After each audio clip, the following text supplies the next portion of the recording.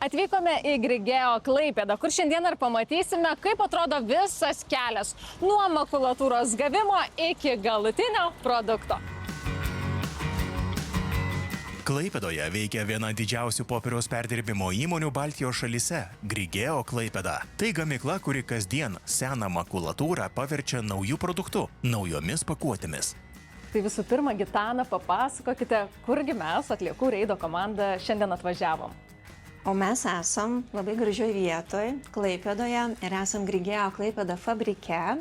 O Grigeo Klaipėda fabrikas iš tikrųjų priklauso grupiai ir grupėje mes turime keletą verslų. Šiaip mūsų grupė yra ne vien tik Lietuvoje, mes turime kompanijas ir Ukrainoje, ir Lenkijoje, Latvijoje taip pat. Pagrindė tai mūsų grupės veikla yra paremta antrinių žaliavų perdirbimu ir pagaminti naują produktą iš to, ką mes surinkome ir atiduoti jį rinkai. Būtent Klaipėdoje, ar ne, mes gaminame popierių iš surinktos makulatūros ir korinių užpildę.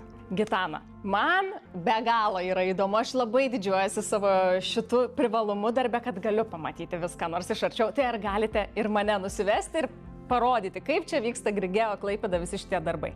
Tikrai taip, tik tai iš karto noriu dar kuo pasidžiaugti, kad šitoj teritorijoje Grigeo Klaipėda arba fabrikas šitoj vietoj stovi nuo 1898 metų. Oho. Tai tikrai matysite kelionės metu ir senuosius mūsų pastatus, kurie šiai dienai yra architektūrinis paminklas. Tai keliaujam apsivilkti ekipuotę ir einam pasižvalgyti.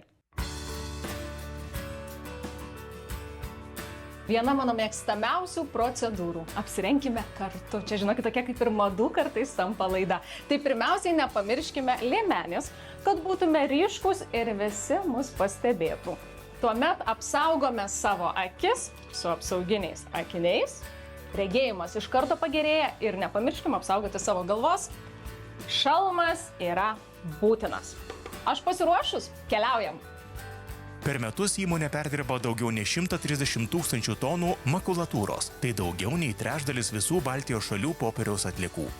Na va, matote, Lena, kas yra mano rankose? Tai yra atlieka, kuri yra randama makulatūroje. Ir ką mes matom? Mes matome plastikas, ar ne? Mes matom kažkokias juostas lipnes, ar ne? Mes matom tam tikrus ten, tarkim, tetrapako kažkokius randamus dalykus, ar ne? Etikečių visokių mes randame. Randame kažkokias virves, ar ne? Tai iš tikrųjų daug makulatūros, apie 10% iškeliauja, va, yra kažkokia kempinė. 10% yra vien tik šiukšlių, kurias mes dar sykį jau išrūšiavus makulatūrą iš recyclingo gautą, ar ne? Mes dar sykį valom jau sumaltą makulatūrą ir šitas šiukšlės atskiriame ir išvežame, jos neina į sąvartyną, jos yra deginamos ir šitaip gaminama energija miestui. Ką turėtų žmonės prisiminti, kalbant apie pačią makulatūrą, kokių tų klaidų nedaryti? Tai vat kokių klaidų nedaryti? Kai mes rūšiuojame, tikrai būtų gerai, kad būtų lipnios juostos nuplėštos. Jeigu, tarkim, yra kartoninė dėžė, gavau siuntą. Taip, mes nuplėšėme lipduką, kur yra, tai yra ir dėl asmens duomenų saugumo, ir dėl to, kad jisai bus tiesiog neišplaušintas. Mes nuplėšėm juostas, nededam jokių virvių, nededam jokių lipdukų absoliučiai, nededam akmenų, nededam, nelaikom nešvariai, medžio kažkokių atliekų. Tai būtų labai gerai, kad būtų švariai ir tada automatiškai pas mus jinai atkeliautų švaresnė ir mažiau atliekos susidarytų proceso metu.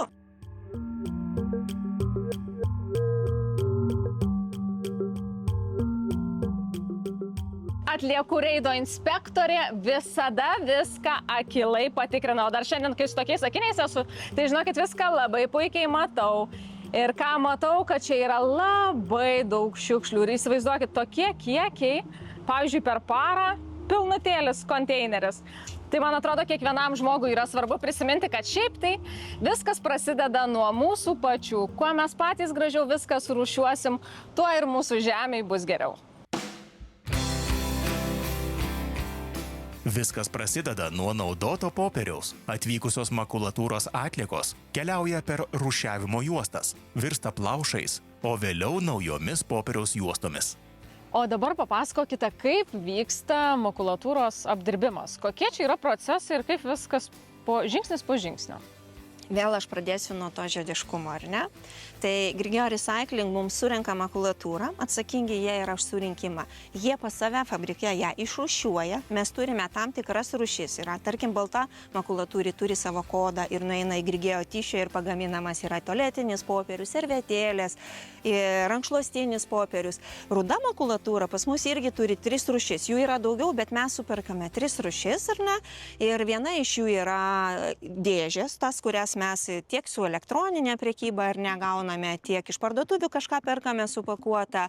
Kita iš jų yra miksas, tai yra iš tikrųjų laikraščiai, žurnalai, kita makulatūra, kuri nepatenka po dėžių ar ne kodų. Ir trečia makulatūra yra vadinamas gofruotojo kartono atraižos, pati švariausia, kur absoliučiai nėra tokių šiukšlių, kurias mes jums rodėm, tokių jų nėra, tai visos tos 3 atkeliauja pas mus. Tai, ką daugelis vadina atliekomis, įmonė vadina žaliava. Įmonė dirba pagal žiedinės ekonomikos principus. Niekas neišeina veltui. Kiekvienas popieriaus lapas grįžta į gamybą. Žinokit, aš nenustoju jūsų klausinėt. O kas toliau? Kas toliau? Makulatūra praėjo vėlų ištraukimą, tada jis patenka ant transporterių ir yra pakeliama 1-3 metrų į viršų ir į tokį vadinamą hidropulperį. Skamba ne lietuviškai, lietuviškai būtų išplaušintojas. Aha. Ten yra sumaišoma su vandeniu, sumalama ta makulatūra ir dar sykį yra išvaloma. Išvalyta makulatūra patenka pas mus vamzdžiais iki gamybos linijos popieriaus. Gamybos linija yra visai kitam pastate, tai vadinasi automatiškai yra tam tikras vamzdynas ir tada prie jau patekus ant gamybos linijos yra suformuojama popieriaus juosta. Jau ten su kočėlu, kokiu nors didžiuliu iškočiojama, aš taip, žinokit, įsivaizduoju, kol dar nemačiau. Iš tikrųjų, jeigu senovė, tai taip ir būdavo, bet šiuo metu, aišku, kočėlo nėra, yra pas mus mašina 4,35 cm pločio, jinai yra išliejama, tada yra džiovinimo procesas, jinai praeina, yra spaudžiama tokiais velenais, tas vanduo yra nuspaudžiamas, tada praeina džiovinimo procesą, kur mes minėjome energetikos šaltinius, gaminam garą ir džiovinam juostą ir tada mes pagaminam rytinius popierius. Keliaujame kartu į štai šį nuostabų labirintą. Oi, man čia, žinokit, kaip inspektoriai, labai patinka tokios vietos. Ir šiaip tai, su mano navigacijos žiniom, aš galėčiau ir pasiklyst. Gerai, kad gal ir matau išėjimą.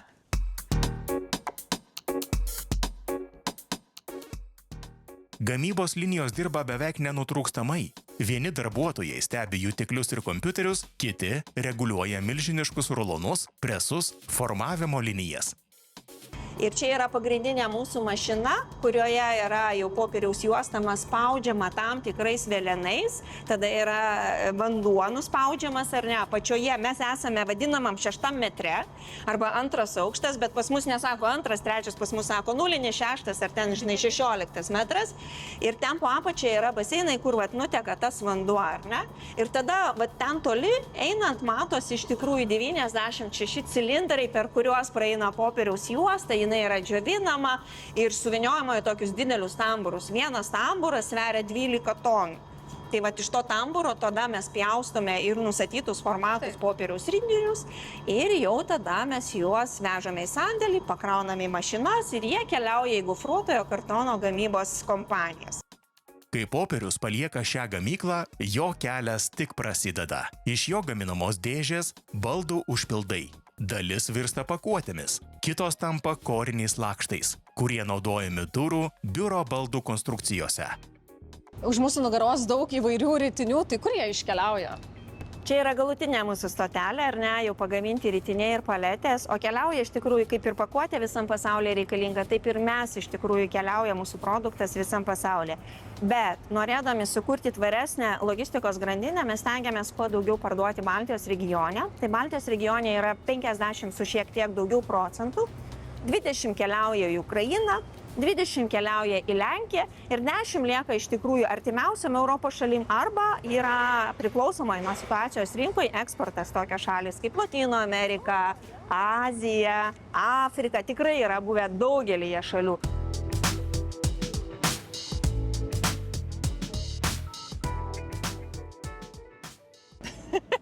Turim čia, žinokit, kaip kosminiam laive, štai tokį langelį, bet žinokit, Gitana, aš esu girdėjus jau čia visokių žodžių, kažkaip tai minimi bezdaliukai. Kaip jie čia susiję? Ne veltui čia yra bioreaktorius. O kas yra biodujos? Mes turime bakterijas, kurios valgo mūsų atliekas liekančias nuo nuotekų valymo ir privalgiusios jos tiesiog išskiria dujas. Tai yra gazda.